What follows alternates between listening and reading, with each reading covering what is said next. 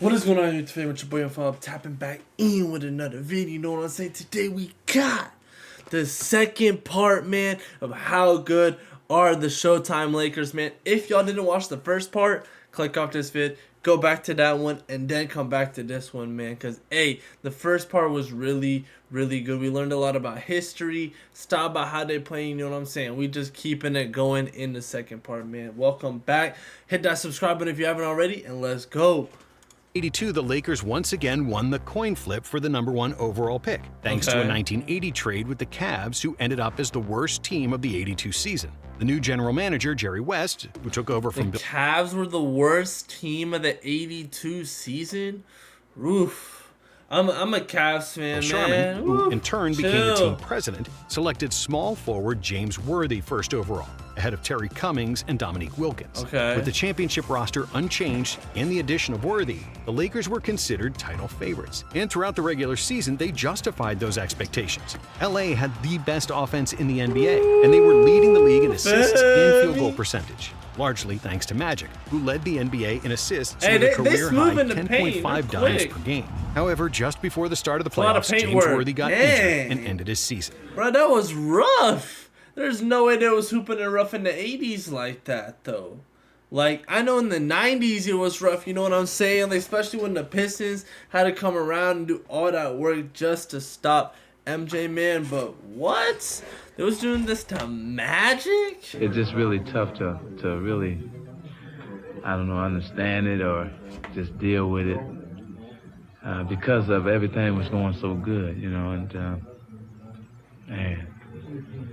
So we just have to try to do it and just try to hang in there, and hopefully that everybody else can stay healthy. But even without their prized rookie, the Lakers once again reached the finals with relative ease, beating the Trailblazers and the Spurs for another finals matchup with the Sixers. However, this time around, things were different. Philadelphia added Moses Malone that year, who was the best player in the world and won his third MVP.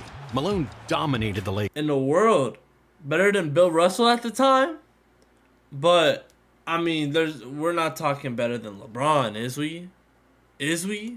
On the boards, grabbing 18 rebounds per game in the finals, along with Moses 26 Malone, points. And even though the Lakers still had 6 players averaging double figures, the Sixers edged them out every game, winning the finals with a sweep. And so, after 4 years, the Lakers decided to break the backcourt partnership of Magic and Nixon. Even though Nixon averaged 17 points and 8 assists during that time and made the All-Star team. Oh my gosh!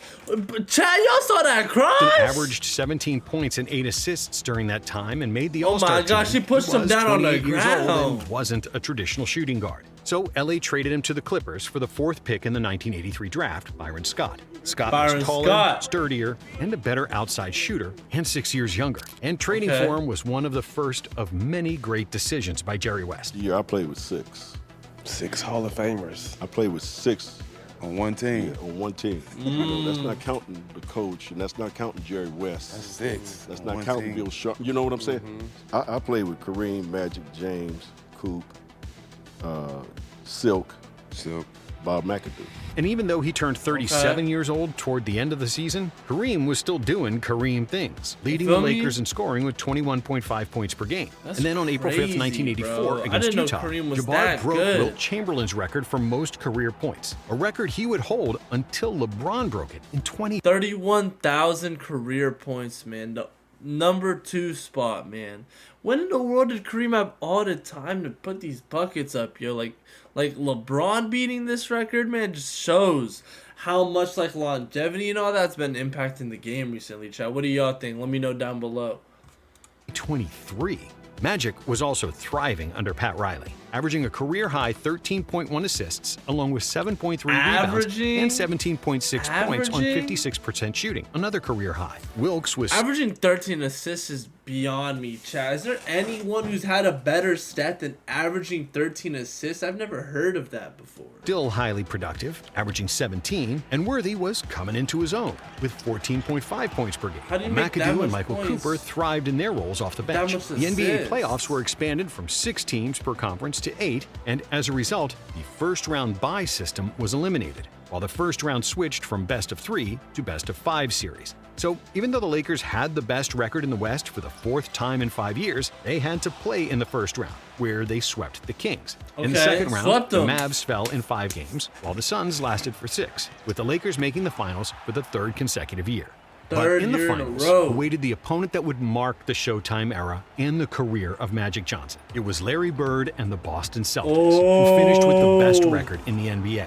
Bird also won the MVP that season, and despite Johnson having 2 titles compared to Bird's 1 before the '84 finals, many considered Larry to be the better player, mostly because he was a superior scorer. In the playoffs, Bird was playing the best basketball of his career, shooting over 50% in every playoff series, seamlessly dropping 30-point games and double-digit assists. The finals was the hardest series for both the Celtics and the Lakers, and it took 7 games to decide the winner. But in that final game of the season, players on both teams struggled with their shot, including Larry and Magic. However, the Celtics were more poised down the stretch, winning 111-102 to secure another championship parade in Boston. 27 points, 14 rebounds, 4 assists, and 2 steals per game. Bird was named the Finals MVP. Man, I just reacted to some Larry Bird on my channel, man. Some of his greatest highlights ever. I'm gonna link that video on this vid for y'all, man. Definitely check that out, man, if y'all a big Larry Bird fan. Let's go. But Magic didn't disappoint either, with 18 points, 8 rebounds, and nearly 14 assists per game. But for the first time ever, Bird defeated him when it mattered the most, and the Celtics increased their winning streak in the finals against the Lakers to 8. However, with the talent they had, the Lakers wouldn't be losers for long. Even though the team stayed virtually unchanged, the progress of Worthy and Byron Scott gave the Lakers 4 dangerous offensive threats, with 4 of their stars averaging between 16 and 22 points per game. I didn't know he was one who played with the Lakers. Showtime was in full effect. And during the next season, the Lakers had the best offense in the league, shooting an incredible 45.5% from the field as a team, which is a record that still stands to this day. They won a league-best 62 games, with Magic finishing second in MVP voting behind Bird. But in the playoffs, the Lakers were clicking on all cylinders, losing just 2 games on their way to another finals clash against Boston. But in Game 1, it was a slaughter. The Lakers lost 148-114 in a game that will forever be remembered as the Memorial Day Massacre. LA got humiliated, and it seemed like they couldn't win another title with Jabbar, who was 38 at the time, and played poorly in Game 1. The media went crazy. We're over the hill. We're done. What a horrible performance. Kareem Abdul-Jabbar is too old. Oh my gosh. Imagine being told, yo, you're too old to hoop anymore.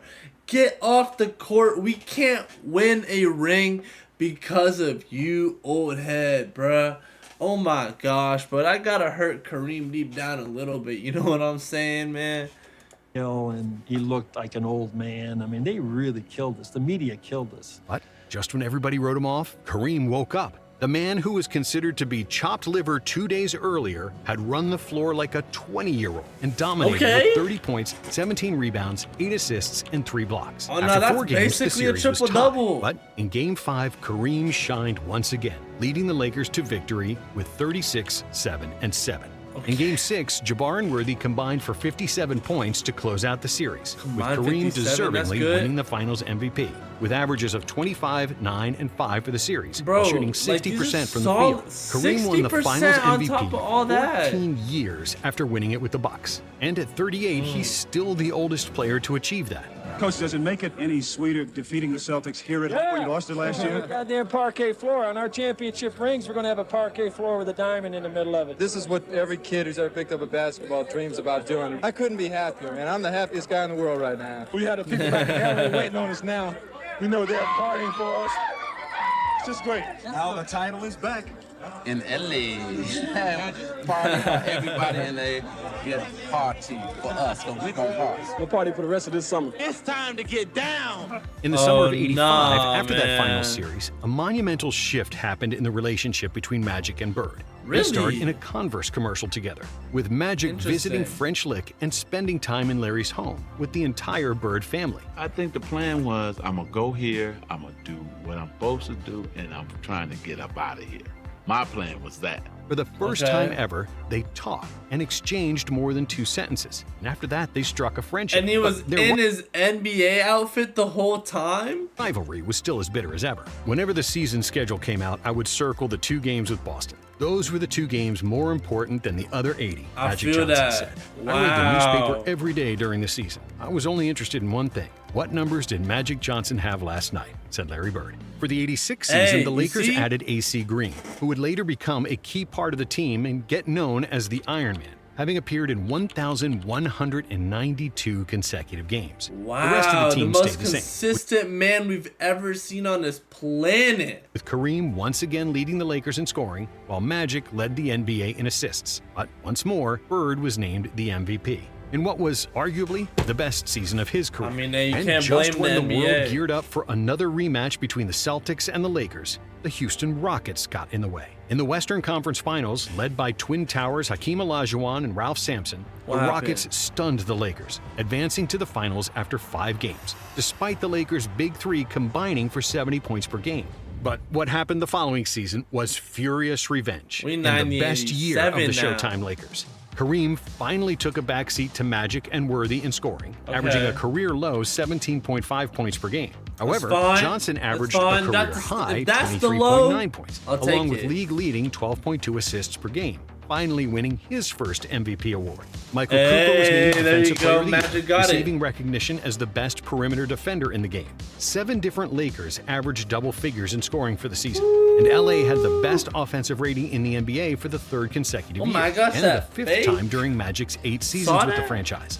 The Lakers won 65 games in the regular season, and they bulldozed through opponents in the playoffs, losing just 1 game on their way to another finals matchup with the Celtics, with the average margin of victory of 13 points. But the Celtics Tossing up lobs to James Worthy?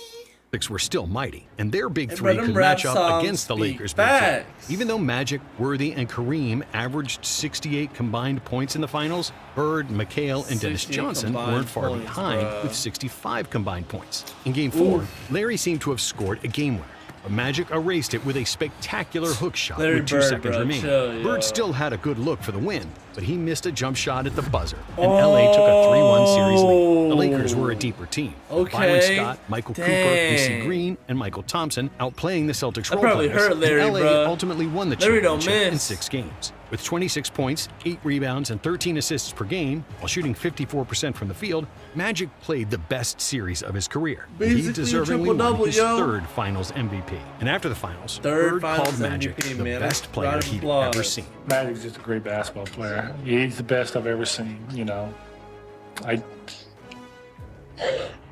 Unbelievable. I don't know what to say. Wow. The 1987 season was the epitome of Showtime, with the best and most attractive basketball in the NBA, most wins, and celebrities fighting to be seen in the courtside seats. Meanwhile, women were throwing themselves at Magic, who tried his best to reach Wilt Chamberlain's number of 20,000. Yeah, different women have different fantasies. 20,000? What? What did I miss, yo? And you wanted to make sure they reached their fantasies. That was my thing. But I mean, you were Magic Johnson. That's all right. You didn't mind being a daredevil every now and then.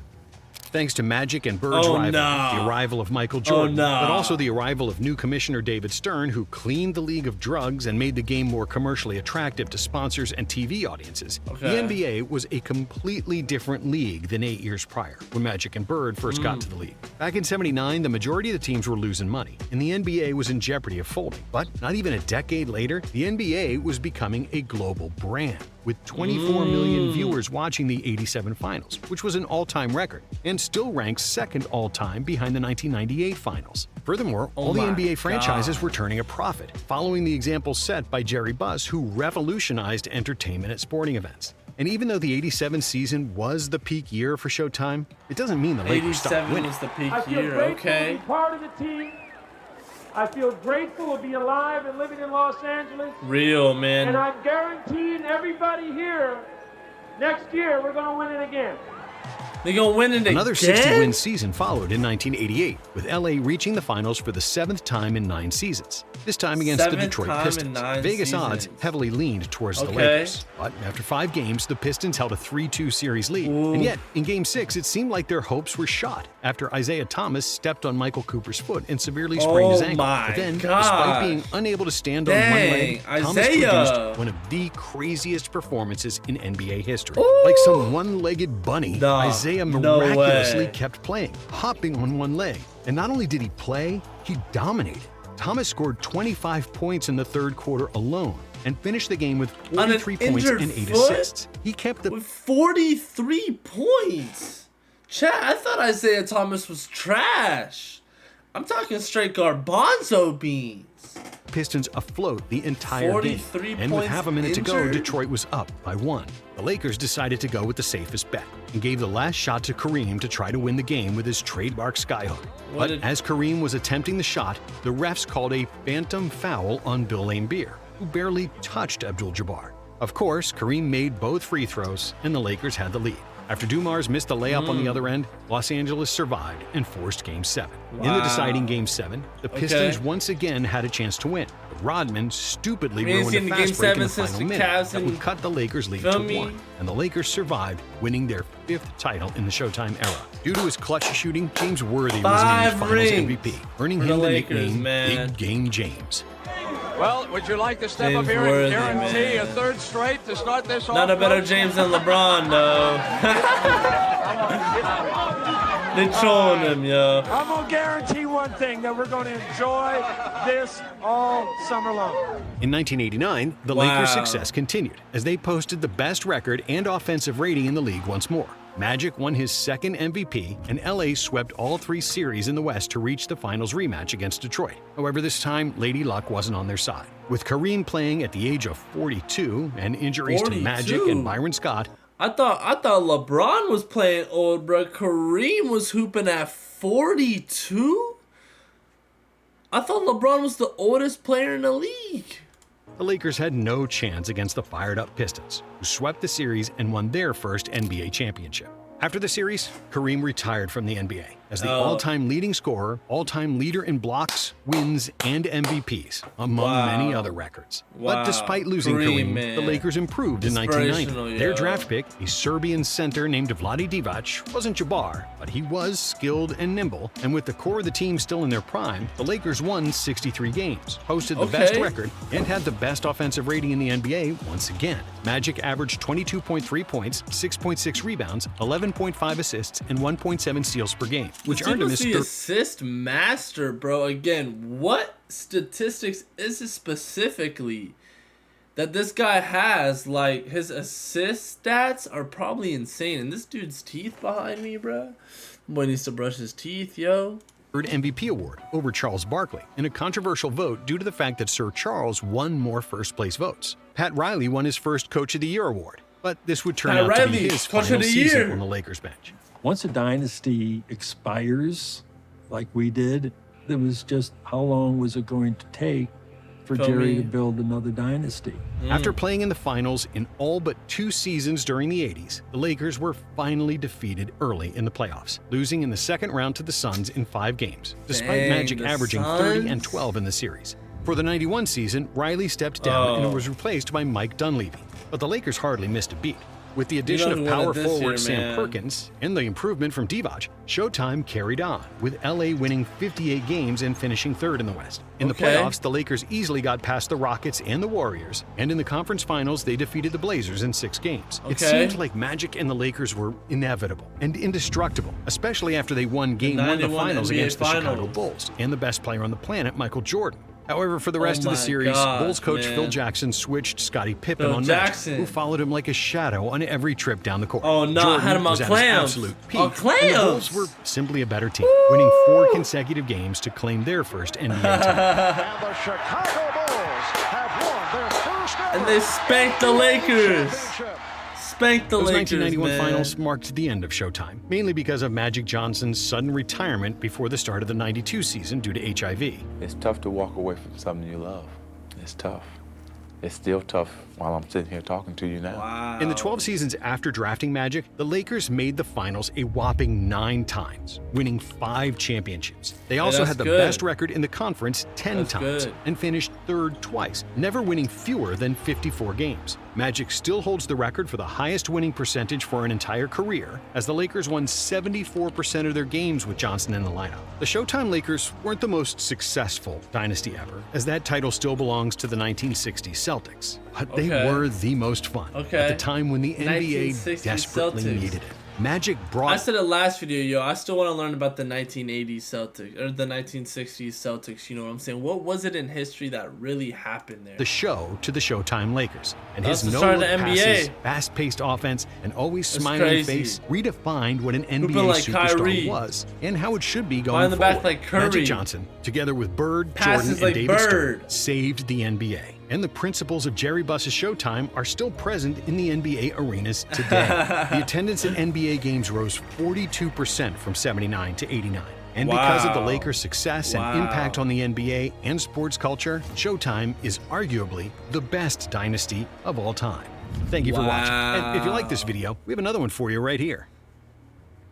Hey man, this was a really good video for y'all, you know what I'm saying? I loved watching this video and reacted to it. If y'all did too, hit that like button for me so I know y'all did like this video. The goal for this vid is 100 likes, but besides the point, the Showtime Lakers were really tough, man. I love watching both parts of the series, man, you know what I'm saying? It was a longer video, you know what I'm saying? So I broke it up into 2 parts, but what do we learn? Magic Johnson, Kareem, all these crazy players was just 9 times were showed up, 5 times, won it, you know what I'm saying? They had basically the stats the Bulls had, just a little more spread out over the course of some more years, you know what I'm saying, if I'm not mistaken. But hey, let me know y'all's thoughts down below on the Showtime Lakers. Did any of y'all see them actually play? And if so, give me some more videos about them to react to, you know what I'm saying, man. But hey man, say man, let's go. Like the video, comment, subscribe so y'all don't miss any more of the content, man. Have a good day, and I'm gonna catch you on the next video. Yes sir.